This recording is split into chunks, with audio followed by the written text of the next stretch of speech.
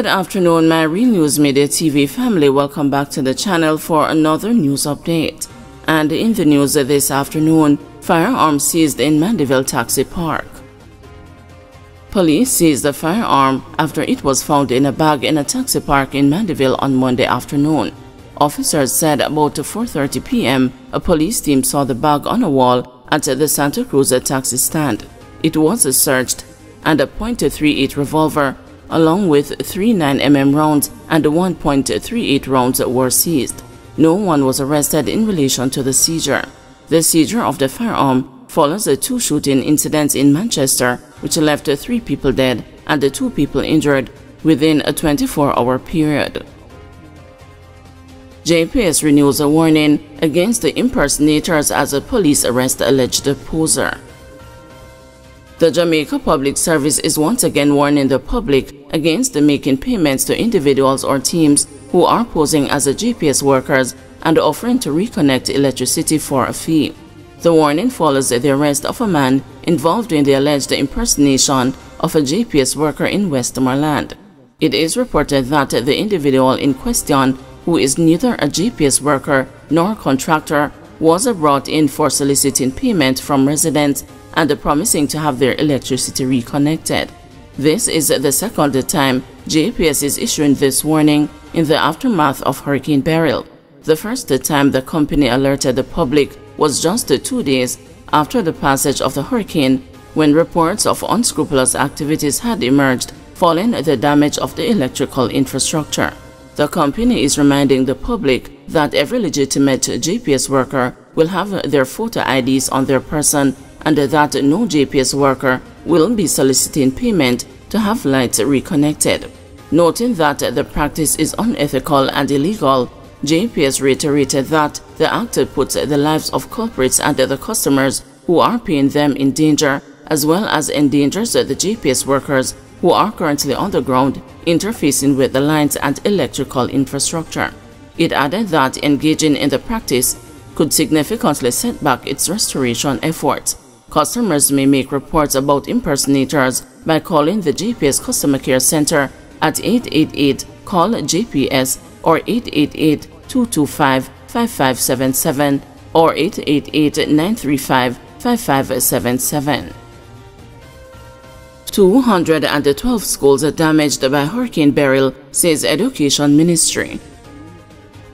The Ministry of Education and Youth is reporting that 212 schools sustained damage during the passage of Hurricane Beryl and will need repairs in time for the reopening of schools in September. The ministry provided the update in a release on Monday. According to the ministry, based on post-disaster assessments as at July 11, it has categorized the affected schools into priority levels to streamline and accelerate the repair process. It noted that for Priority 1, 64 schools have been identified as severely damaged and will need immediate attention to effect repairs in time for school reopening. The ministry said these schools will be assigned to contractors under an emergency contract procurement strategy, and the repair works will be monitored by the Technical Services Unit and the National Education Trust. 58 schools fell under the Priority 2 grouping. These schools, according to the ministry, were identified as moderately damaged, meaning that while they require significant repairs, the schools can operate while repairs are being done. The ministry said these works will commence once the Priority 1 schools' contractor processes are addressed. 91 schools have minor damage and were placed under the Priority 3 category, but can operate while repairs are being done. In the meantime, major, minor, and cleanup works are scheduled for the week of July 19, 2024, using the emergency procurement process. The ministry said Permanent Secretary Dr. Kassan Troop has approved the processing of $210 million for disbursement across its 7 regions, $30 million per region by July 17, 2024, to address urgent repair needs. Regions are advised to reallocate funds as per the post-disaster assessment report to ensure that schools can operate smoothly when the school year begins in September 2024. Additionally, the ministry said schools have already received their tranche of the regular grants and the maintenance grants, which were disbursed in June 2024. Administrators are encouraged to use these funds with the guidance of the technical team in the regional offices for urgent repairs with a proper documentation for reimbursement. Noting the ministry's commitment to a swift and a coordinated response, Education Minister Favour Williams said the safety and the well-being of our students and the staff are our top priorities. We are working diligently to ensure that all necessary repairs are completed promptly so that the schools can reopen safely in September. The technical team's presence on the ground and their ongoing support have been invaluable during this time of recovery. No sign of 10-year-old girl washed away at a beach 2 weeks ago.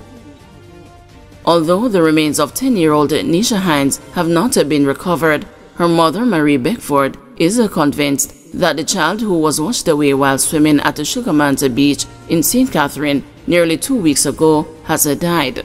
On July 5, 2 days after the passage of Hurricane Beryl, the mother agreed to send her 4 daughters to buy food with a neighbor, 20-year-old Baron Lee, otherwise called Chris. Instead, Lee reportedly took them on a joyride in the vehicle of another male friend to Sugarman's Beach in Helsha, St. Catherine, where a double tragedy would unfold. Reports are that Nisha experienced difficulties in the water, and when Lee attempted to rescue her, Lee's body was recovered the following day, but Nisha's has still not been found. Me not even want member, cause you see, if me a go member now, it come in like it's a weakness come in my body, so me not really want member, Beckford said when the news visited her home in Spanish Town, St. Catherine on Monday. We wouldn't expect it, but life goes on. What's to be will be, she added. It hot, the belly pain they hot. It hot till it can't talk no more. It hot like fire. She said the eldest of her daughters, who is 18 years old, was among the group, so she was confident that they would be protected when she permitted them to go on the road. Lee, she said, would come to their house on weekends, and he had a friendship with the family for 3 years, so she trusted him. Them say, Mommy, we are go out pan Old Harbor Road. And me say, okay, it's not the first, it's not the second, it's not the third. So me think it's out at Old Harbor them is going. Them usually go buy ice cream or piece of chicken and come back safely, Beckford said, seated on her veranda. If them did tell me say see them going, me would have stopped it, because me know storm blow, so nobody now go see or nothing like that, she said. Beckford said she was notified of Nisha's possible drowning while cooking their dinner. Harold Hines, the father of the girls, who was working overtime that evening to provide for his family, recalled that he felt troubled when he arrived home at the sunset and noticed the girls were not all at home. He said that he kept his concern to himself because their mother said she had sent them to buy food. Now he is distraught. God Almighty know ya man, me just a galang, he said on Monday, trying to put his emotions into words.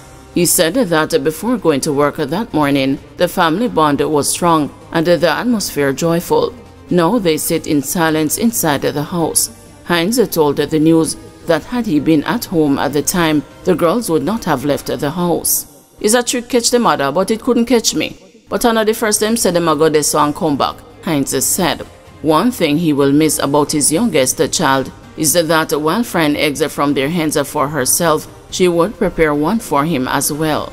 Normally the egg them can stay in the fullness, Beckford chimed in. She always take them out. She's a good girl. She have behavior. She will cook her little pot and sometime me have to say, Nisha, don't go pan the stove, cause me don't want the stove blow up on you. She will try frying dumpling too.